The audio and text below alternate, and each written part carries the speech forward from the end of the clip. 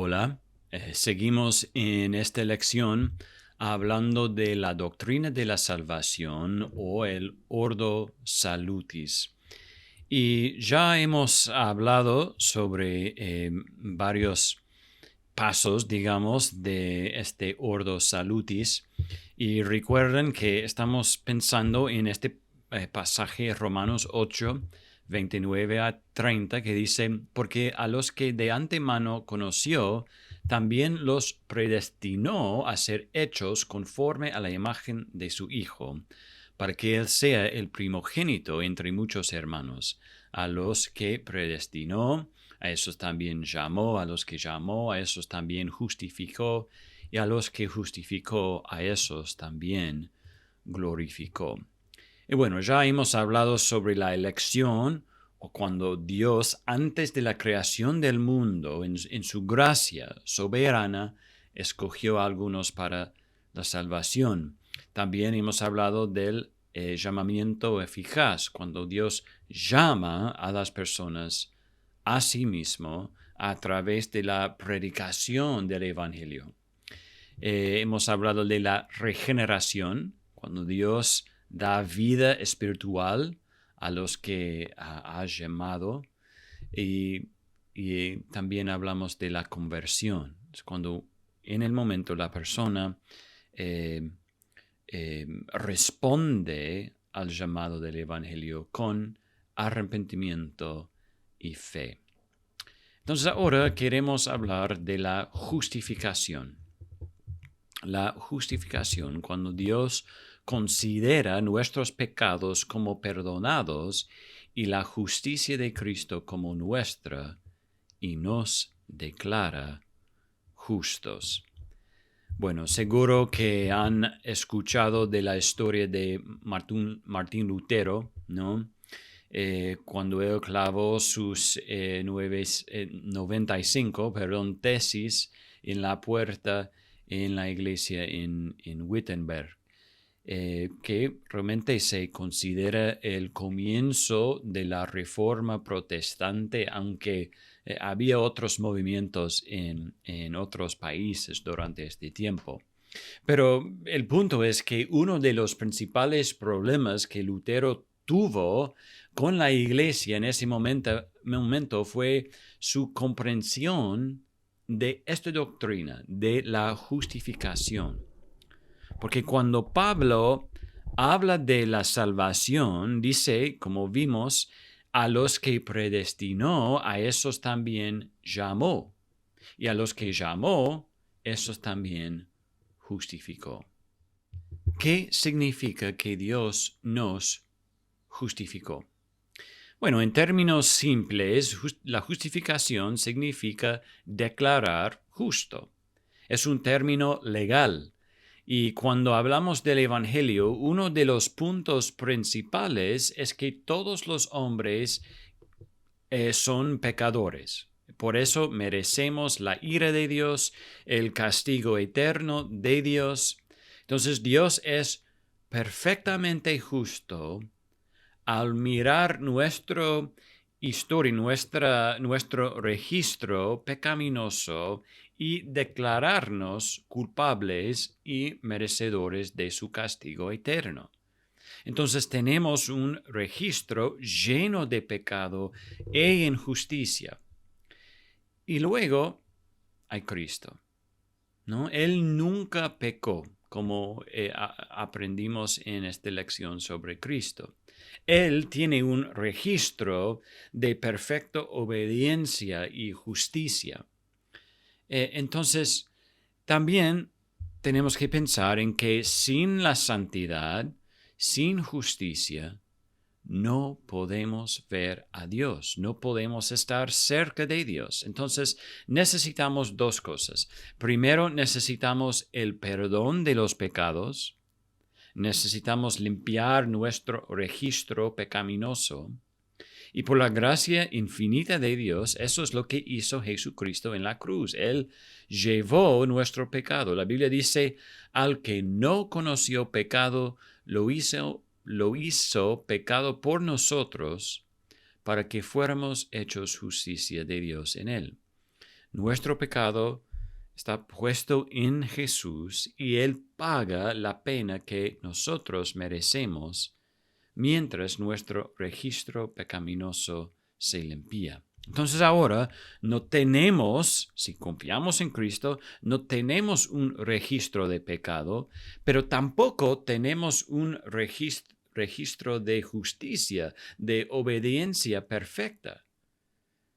Entonces, mientras nuestro registro pecaminoso fue transferido a Cristo en la cruz, su registro sin pecado de obediencia perfecta fue transferido a nosotros.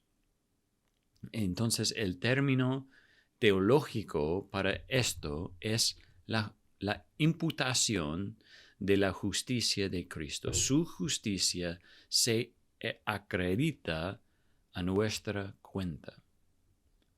Nuestro pecado para Él y su perfecta justicia para nosotros. Decimos el gran intercambio.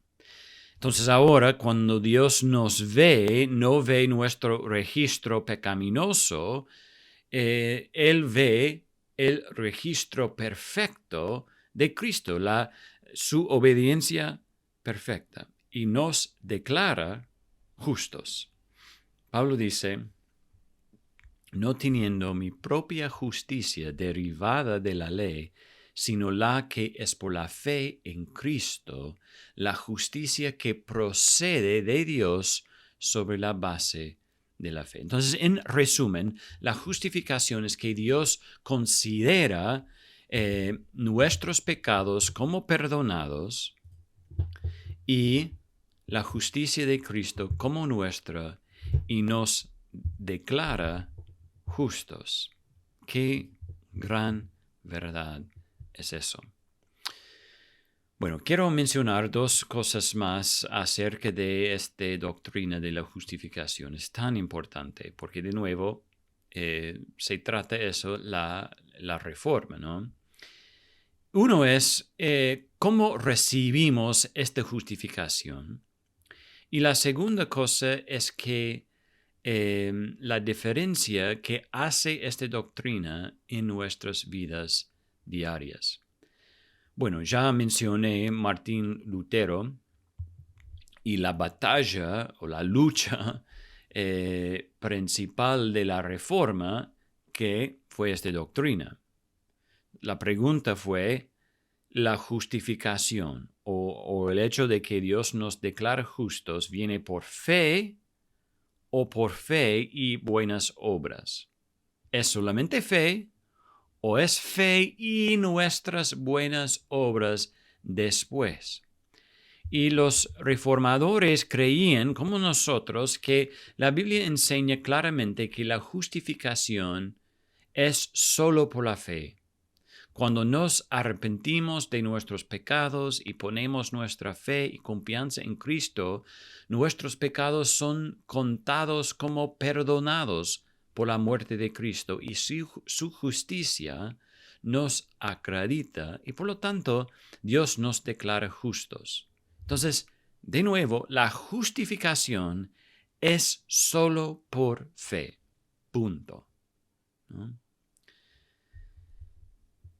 Como dice Romanos 3, 28, porque concluimos que el hombre es justificado por la fe aparte de las obras de la ley.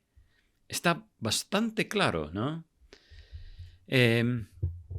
Gálatas 2:16. Sin embargo, sabiendo que el hombre no es justificado por las obras de la ley, sino mediante la fe en Cristo Jesús. También nosotros hemos creído en Cristo Jesús para que seamos justificados por la fe en Cristo y no por las obras de la ley, puesto que por las obras de la ley nadie será justificado. De nuevo, bastante claro, ¿no?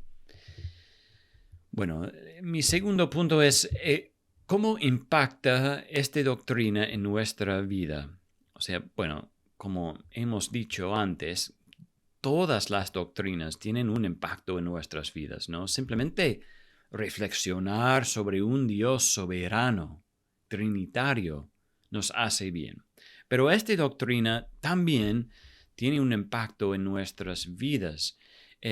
Cuando confiamos en Cristo para la salvación, nuestros pecados son perdonados y somos declarados justos. Y aunque puede ser una de las verdades más difíciles de entender, la Biblia dice, ahora no hay condenación para los que están en Cristo Jesús, los que no andan conforme a la carne, sino conforme al Espíritu. No hay ahora condenación para los que están en Cristo Jesús. Si confías en Cristo, tus pecados son perdonados, estás libre del castigo del pecado y no tienes que tratar de esforzarte para ganar el favor de Dios. Has sido declarado justo y ahora tienes la libertad para amarlo, para obedecerlo, para servirlo, ¿no? Entonces, debido a esta verdad sobre la justificación, podemos tener paz, podemos tener la seguridad de la salvación, podemos adorar a Dios por su magnífica y sorprendente gracia que nos ha dado, ¿no? Bueno, esto es la justificación. El siguiente en el Ordo Salutis es la adopción. La adopción. Y una definición muy básica de la adopción es que es la obra de Dios cuando Él nos hace miembros de su familia. Es parte de la obra de la salvación y es cuando Dios nos hace miembros de su familia. Y esto tiene muchas implicaciones, ¿no? Pero esto es cuando Dios nos incluye como hermanos de otros cristianos y como hijos de Dios. Bueno, hay que pensar en tres verdades importantes. Primero, es entender la realidad o el contexto de nuestra adopción, ¿no?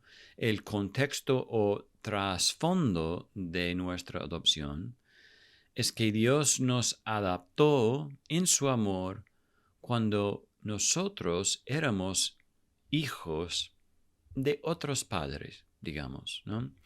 ¿Qué significa? Bueno, en Efesios 2 a 3 dice 2 a 3, en los cuales anduvieron en otro tiempo, según la corriente de este mundo, conforme al príncipe de la potestad del aire, el espíritu que ahora opera en los hijos de desobediencia. Entre ellos también todos nosotros, en otro tiempo, está hablando de antes de la salvación, ¿no? Vivíamos en las pasiones de nuestra carne, satisfaciendo los deseos de la carne y de la mente, y éramos por naturaleza hijos de qué o de quién, de ira, lo mismo que los demás. Éramos hijos de desobediencia y hijos de ira.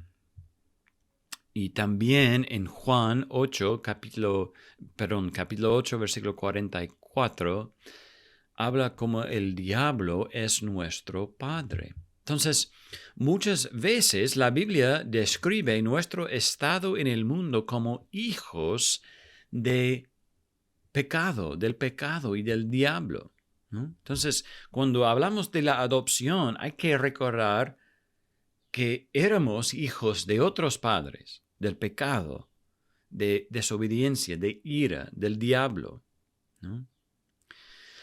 La segunda realidad es importante que entendemos que nuestra adopción tiene una implicación legal y relacional, ¿no? Ya hablamos de la justificación, que es una realidad legal, pero también cuando pensamos en la adopción hay una parte legal, ¿no? Si tenés un conocido que va a adoptar un niño, No, hay un momento cuando vas al tribunal, a un juez, y hay un momento cuando el juez declara que, bueno, ahora este niño es su hijo.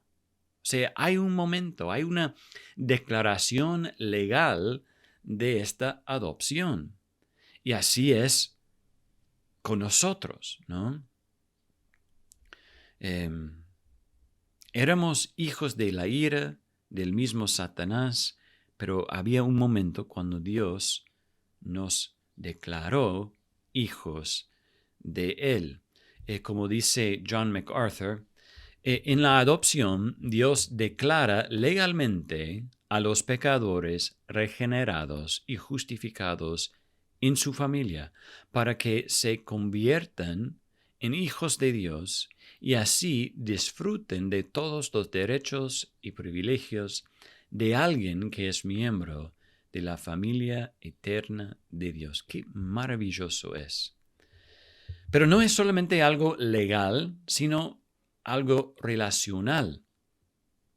Es decir, que ahora somos parte de una familia.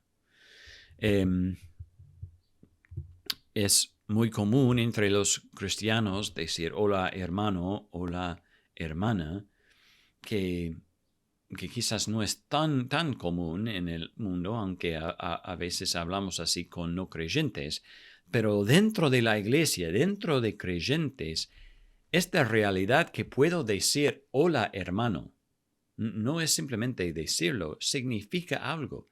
Realmente, esta persona es mi hermano en la fe. Estamos parte de una familia y es algo que Dios hace. Dice en Efesios 2:19, así pues, ustedes ya no son extraños ni extranjeros, sino que son conciudadanos de los santos y son de la familia de Dios. Una verdad preciosa. Entonces, tiene parte legal y parte relacional. La tercera realidad es que como hijos tenemos los privilegios que Cristo mismo tiene como un hijo. Y uno de los privilegios, hay muchos, pero uno de los privilegios que tenemos es que tenemos el Espíritu Santo en nosotros. Esto es lo que enseña Gálatas 4:6-7. Y porque ustedes son hijos, Dios ha enviado. Entonces, ¿por qué son hijos? Dios ha enviado el Espíritu de su Hijo a nuestros corazones, clamando, Abba, Padre. Por tanto, ya no eres siervo, sino hijo, y si hijo, también heredero por medio de Dios. Entonces, ahora, por la obra del Espíritu Santo en nuestras vidas, como hijos de Dios, no somos siervos del pecado, hijos de ira, hijos de desobediencia, sino somos siervos de Dios. También dice este versículo que somos herederos. Y esto significa que como hijos tenemos una herencia futura esperándonos, ¿no? Algo en el futuro. Y dice, vamos a leer este pasaje más adelante, pero en 1 Pedro, capítulo 1, dice que es una herencia incorruptible, inmaculada, y que no se marchitará y está reservado en los cielos para nosotros. Entonces, no simplemente decimos que somos salvados o que Dios nos ha salvado, sino que también nos ha adoptado en su familia. Somos sus hijos. Eso es lo que significa la adopción. Bueno, ahora queremos hablar de la santificación. ¿Qué significa la santificación? Y la santificación puede ser comparada al crecimiento de una persona, pero en un sentido espiritual. Cuando Dios nos salva y justifica, nos hace nacer de nuevo. Y en ese momento Dios comienza un proceso de cambio en nuestras vidas para ser más como Jesús. Y es por eso que se dice que la santificación es progresiva. ¿Qué significa? La santificación es progresiva porque ocurre a lo largo de nuestras vidas. Pero además la santificación es sinergista, es decir, nosotros cooperamos en ello, nosotros tenemos un rol en la santificación. Y bueno, Wayne Grudem dice que la santificación es una obra progresiva de Dios y del hombre que nos lleva a estar cada vez más libres del pecado y que seamos más semejantes a Cristo en nuestra vida real. Esto es la santificación. Y podemos ver este proceso claramente en Filipenses 1:6, que dice: estoy convencido precisamente de esto, que el que comenzó en ustedes la buena obra, Dios, ¿no?, la perfeccionará hasta el día de Cristo Jesús. Es un proceso de Dios en nosotros. Pero hay dos verdades en esta definición que vimos que quiero que prestemos atención, ¿no? La primera es que la santificación es una obra de Dios donde el Espíritu Santo está cambiándonos a la imagen de Cristo. Literalmente la palabra santificar dice o significa ser apartado. Entonces, significa que Dios está cambiándonos y limpiándonos para que seamos santos y más como Jesús. Y sabemos que la naturaleza de Dios es que Él es santo. Entonces, como sus hijos, debemos ser santos como Él. De hecho, Dios mismo dice eso muchas veces. Sean santos porque yo soy santo, ¿no? La segunda verdad es que también vemos cómo la santificación es una obra cooperativa progresiva. Es decir, que nosotros tenemos una responsabilidad en el proceso de la santificación. Y vemos eso en Filipenses 2:12-13, que dice,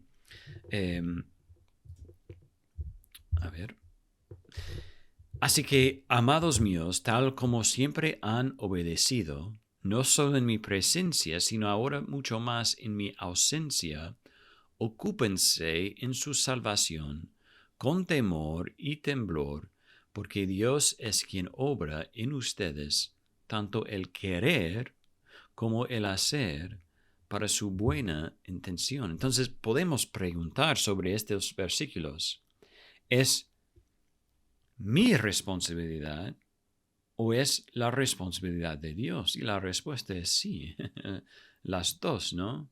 Dice Pablo, ocúpense en su salvación, pero también porque Dios es quien obra en ustedes. Y eso es una verdad importante sobre la santificación, porque a veces las personas dicen, bueno, yo voy a dejar todo en las manos de Dios para santificarme.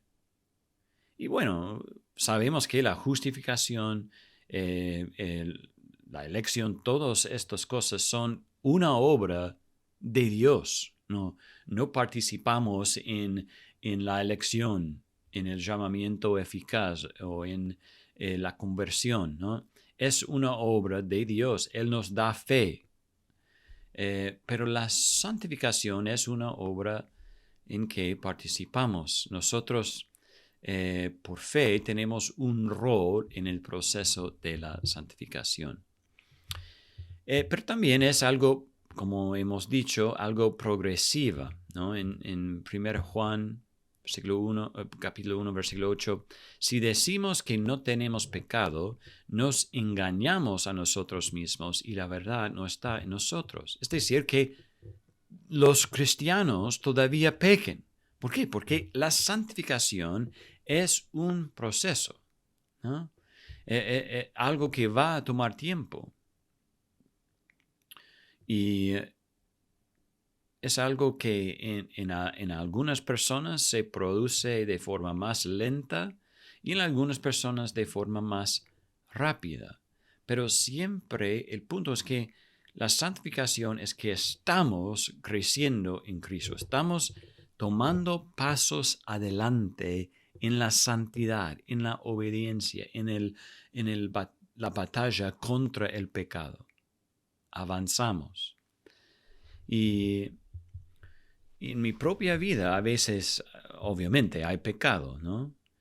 Y es difícil ver este pecado, pero tengo esperanza que Dios todavía está trabajando en mi vida, ¿no? Es un proceso. Bueno, esto es la santificación.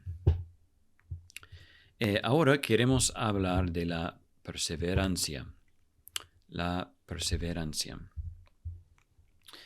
Y hemos dicho que algunas partes del Ordo Salutis vienen en orden, o sea, como paso a paso, paso 1, paso 2, paso 3. Y en otros quizás el orden no es tan importante. Y es importante saber que la regeneración precede a la fe, por ejemplo. Pero la perseverancia es una doctrina que las Escrituras enseñan claramente como parte de la salvación, pero no es necesariamente un paso entre otros pasos. Es una verdad que gobierna todo el proceso. La doctrina de la perseverancia enseña que todos los que son justificados, y voy a poner esta definición, todos los que son justificados serán guardados por el poder de Dios y perseverarán como cristianos hasta el final. Y es verdad que todos aquellos a quienes Dios ha escogido antes de la fundación del mundo serán glorificados. Y vamos a hablar de eso en un momento, esta idea de la glorificación. Y algunos le llaman la doctrina, llaman la perseverancia como la perseverancia de los santos. Es decir, obviamente los santos son todos los creyentes, no solamente algunos, es todos los creyentes, ¿no? Y es decir, que todos aquellos que son verdaderos creyentes en Cristo perseveran toda su vida como cristianos y solo los que perseveran hasta el final son verdaderos creyentes. Los verdaderos creyentes seguirán siendo creyentes y no se apartarán. Y esto es la idea de la perseverancia de los santos. Dice en Mateo 10, 22, Jesús, hablando a sus discípulos, dice, «Y serán odiados de todos por causa de mi nombre, pero el que persevere hasta el fin, ese será salvo». Bueno, quiero aclarar algunas cosas sobre esta doctrina para evitar la confusión, ¿no? Primero, muchos comparan la perseverancia de los santos, esta doctrina, con otro tema, es la seguridad del creyente. Y quiero decir que sí están relacionados, pero no son iguales. Algunos entienden mal la idea de la seguridad del creyente y piensan que significa que puedes decidir ser creyente en un momento, pero después vivir como quieres y todo estará bien. O sea, que debido a esta idea, un creyente puede vivir como quiere y no pasa nada, que no hay consecuencias. Bueno, un creyente puede tener la seguridad de su salvación si realmente es cristiano. Esta persona está segura pero también si realmente es cristiano, va a vivir como un cristiano, va a continuar con el proceso de la santificación, como acabamos de mencionar.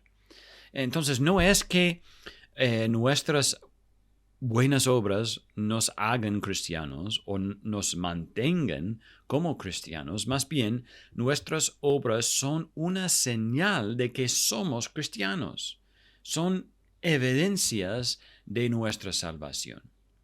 Entonces, esta doctrina de la perseverancia tiene como objetivo brindar consuelo a los verdaderos creyentes que continúen en la fe y luchen por su santificación, para que sepan que Dios los guardará. Pero no debería ser un consuelo para aquellos que dicen ser cristianos por un lado y sin embargo viven al contrario de lo que enseña la Biblia. Me explico. Muchas veces la Biblia enumera las evidencias de alguien que está viviendo controlado por el Espíritu y las evidencias de alguien controlado por la carne o por el mundo. Si tu vida se define más por evidencias de la carne, no uses esta doctrina para darte una falsa sensación de la seguridad. No es el punto o el propósito de esta doctrina. Debes arrepentirte, creer y poner tu fe en Cristo, ¿no? Aquellos que verdaderamente se arrepienten y verdaderamente pongan su fe en Cristo Jesús, vivirán vidas definidas por el fruto del Espíritu. Así es. Y el segundo punto que quiero hacer está relacionado. Tenemos que tener una categoría, digamos, para personas que parecen tener fe, quizás tienen crecimiento, quizás hay fruto en sus vidas, pero luego se caen, se apartan de la fe. Probablemente todos nosotros conocemos a alguien que ha hecho eso. ¿Qué está pasando? ¿Están mostrando que esta doctrina no es verdadera, que la perseverancia no existe? ¿O que la gente puede perder su salvación? Y la respuesta es, por supuesto que no. Eso no es lo que está sucediendo. Vamos a leer Hebreos 6, 4 a 6, que dicen así. Porque en el caso de los que fueron una vez iluminados, que probaron del don celestial y fueron hechos partícipes del Espíritu Santo, que gustaron la buena palabra de Dios y los poderes del siglo venidero, pero después cayeron, es imposible renovarlos otra vez para arrepentimiento, puesto que de nuevo crucifiquen para sí mismos al Hijo de Dios y lo exponen a la ignominia pública. Bueno, no podemos entrar en todos los debates con respecto a este pasaje, pero al menos muestra que hay una categoría de personas que pueden parecer cristianos, pero luego se aparten de la fe. Y el punto es que nunca fueron verdaderamente cristianos. No es que sí eran cristianos y ahora no. El punto es que nunca nunca fueron verdaderamente cristianos. Y es como dice en 1 Juan 2:19. Y él habla de un grupo así. Ellos salieron de nosotros, pero en realidad no eran de nosotros. ¿Cómo podemos saber eso? Porque si hubieran sido de nosotros, habrían permanecido con nosotros. Pero salieron a fin de que se manifestara que no todos son de nosotros. También es como el parábola del sembrador, ¿no? En Marcos 4. Dice en versículos 5 a 6, otra parte de la semilla, ¿no? Cayó en un pedregal donde no tenía mucha tierra y enseguida brotó por no tener profundidad de tierra. Pero cuando salió el sol se quemó y por no tener raíz se secó. Y luego en 16, 17,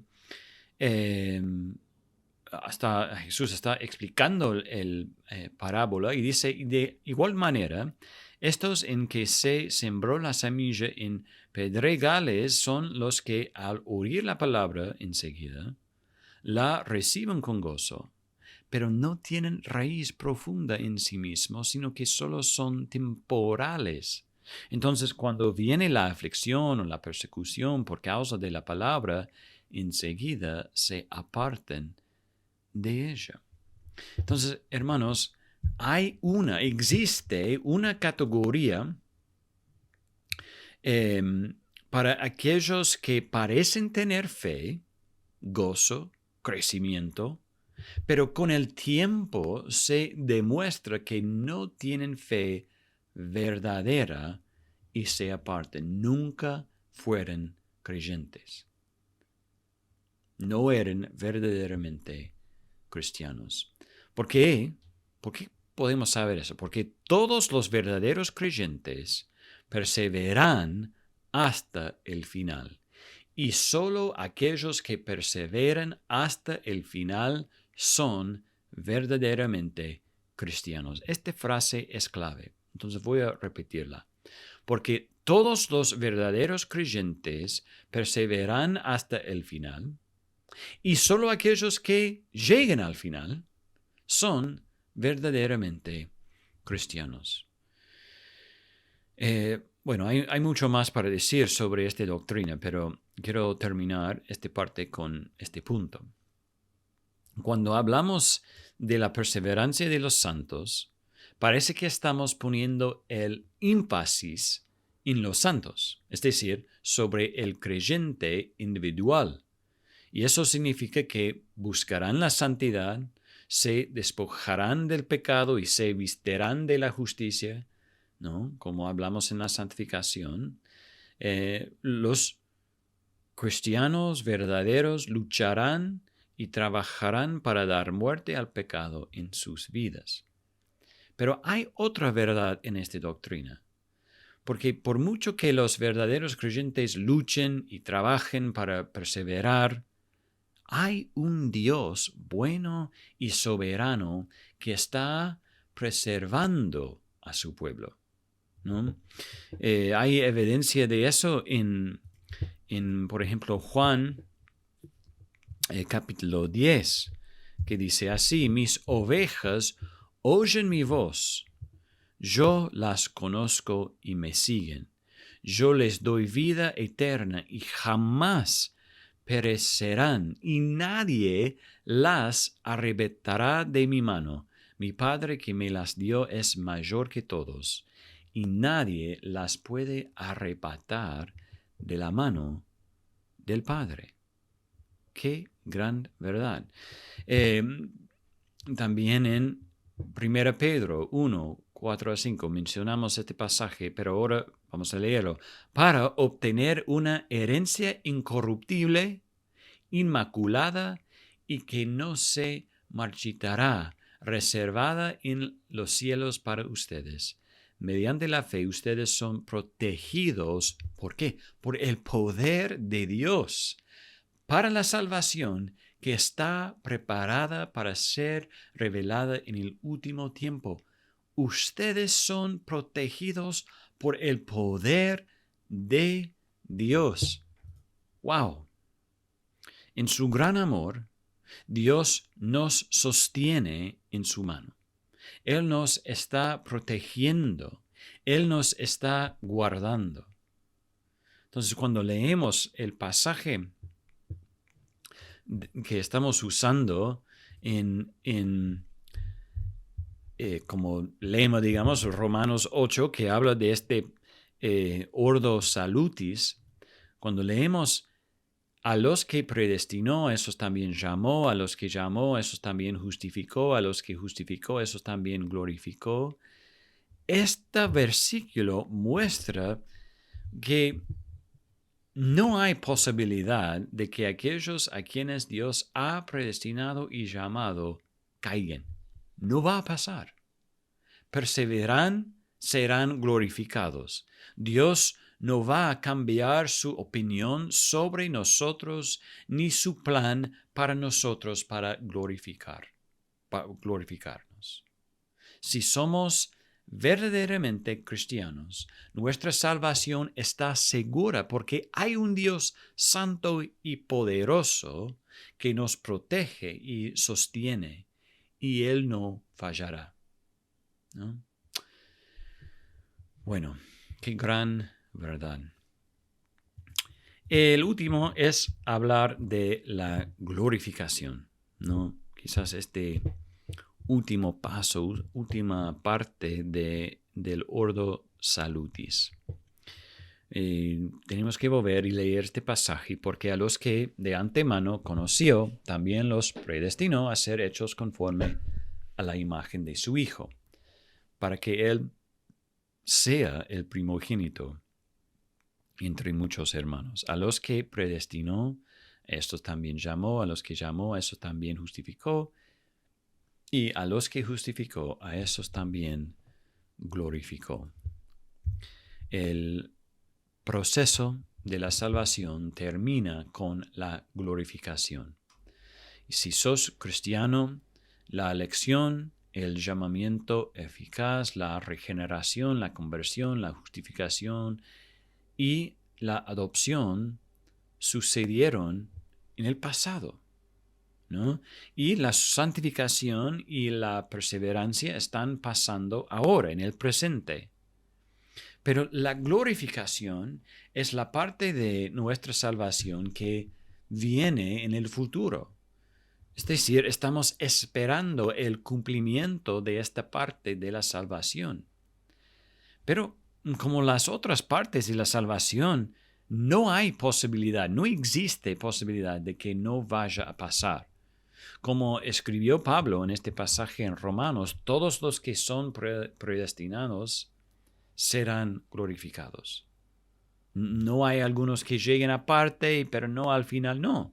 Los que Él predestinó también serán glorificados. Y Pablo habla de la glorificación como algo que ya está seguro. Bueno, entonces, ¿qué es la glorificación? Una definición dice que la glorificación es el momento en el que Dios finalmente quita todos los aspectos del pecado de nuestras vidas y nos da un cuerpo de resurrección. Y necesitamos distinguir entre lo que pasa cuando un creyente muere y la glorificación. Porque la Biblia enseña esta maravillosa verdad de que cuando un creyente muere, está inmediatamente en la presencia del Señor. Como dice en 2 Corintios 5:8, pero cobramos ánimo y preferimos más bien estar ausentes del cuerpo y habitar con el Señor. Entonces Pablo mismo habla de esta manera, que estar ausente del cuerpo, morir, significa habitar con el Señor. Entonces, para aquellos que están en Cristo y mueren, sabemos que su alma va inmediatamente a estar con Cristo, aunque sus cuerpos permanezcan acá en la tierra. Pero la promesa de la glorificación es que un día nuestra alma y nuestros cuerpos se reunirán y tendremos cuerpos de resurrección, como lo hizo Cristo cuando resucitó de entre los muertos. Y quiero leer un pasaje importante, bastante largo, pero vale la pena leerlo. Es 1 Tesalonicenses capítulo 4, 10 a 18, que dice así: porque en verdad lo practiquen con todos los hermanos que están en toda Macedonia, pero les instamos, hermanos, a que abunden en ello más y más, y a que tengan por su ambición el llevar una vida tranquila y se ocupen en sus propios asuntos y trabajen con sus manos, tal como les hemos mandado, a fin de que se conduzcan honradamente para con los de afuera, y no tengan necesidad de nada. Pero no queremos, hermanos, que ignoren acerca de los que duermen, es que los que han morido en la fe, para que no se entristezcan como lo hacen los demás que no tienen esperanza. Porque si creemos que Jesús murió y resucitó, así también Dios traerá con él a los que durmieron en Jesús. Por lo cual les decimos esto por la palabra del Señor, que nosotros, los que estemos vivos y que permanezcamos hasta la venida del Señor, no precederemos a los que durmieron, pues el Señor mismo descenderá del cielo con voz de mando, con voz de arcángel y con la trompeta de Dios, y los muertos en Cristo se levantarán primero. Entonces nosotros, los que estemos vivos y que permanezcamos, seremos arrebatados juntamente con ellos en las nubes al encuentro del Señor en el aire, y así estaremos con el Señor siempre. Por tanto, confórtense unos a otros con estas palabras. Y solo quiero señalar algunas cosas sobre estos versículos. Primero, como acabo de mencionar, la glorificación es algo futuro. Los que han muerto antes de la venida de Cristo, segunda venida de Cristo, están inmediatamente en su presencia, pero están separados de sus cuerpos. Y a esto lo llamamos el estado intermedio, ¿no? Es decir, que no es permanente, es intermedio. La gran esperanza de la glorificación es que al regreso de Cristo seremos reunidos con nuestro cuerpo físico. Tendremos cuerpos de resurrección. No nos convertimos en ángeles, como dicen algunos, incluso cristianos. No es así. No flotamos en las nubes. Tendremos cuerpos físicos reales, resucitados, y vamos a estar en la presencia de Dios para siempre. Segundo, la glorificación viene después de la venida de Cristo. Versículo 16 de este pasaje dice que Cristo descenderá del cielo con voz de mando. La glorificación es la glorificación de Cristo. Entonces nuestra esperanza se centra en la venida de Cristo. Pedro dice que en la medida en que compartimos los padecimientos de Cristo, también podemos regocijarnos en la gloria de Cristo. Y Pablo dice algo similar en Romanos: si en verdad padecemos con Él, también seamos glorificados con Él, ¿no? Entonces la glorificación es la glorificación con Cristo. Tercero, la glorificación es algo que todos los creyentes van a experimentar juntos. Aunque los que han muerto en Cristo están inmediatamente en su presencia, todavía no han sido glorificados. Ellos también tienen esta esperanza. El pasaje de Tesalonicenses nos muestra que la resurrección y la glorificación sucederán en la venida de Cristo, tanto como para los que están vivos y a los que ya han muerto. Cuarto, y para concluir sobre la glorificación, Pablo dice que debemos alentarnos unos a otros con esa verdad, ¿no? Y la verdad de que Jesús va a volver para resucitar y glorificar debe darnos aliento y gozo. Esperamos el día en que no vamos a pecar más. Esperamos el día en que el pecado y la muerte mueren. Esperamos el día en que podamos decir realmente: devorada ha sido la muerte en victoria. ¿Dónde está, oh muerte, tu victoria? ¿Dónde, oh sepulcro, tu aguijón? El aguijón de la muerte es el pecado y el poder del pecado es la ley, pero a Dios gracias, que nos da la victoria por medio de nuestro Señor Jesucristo. Amén. Esto es lo que anhelamos, la glorificación, ¿no? Entonces, hermanos, esto es la doctrina de la salvación, el Ordo Salutis, y nos muestra que nuestra salvación es algo tan es tan hermosa, impresionante, espectacular, y nos da razón para dar gloria a Dios por lo que ha hecho en nosotros por el medio de Cristo y su sacrificio.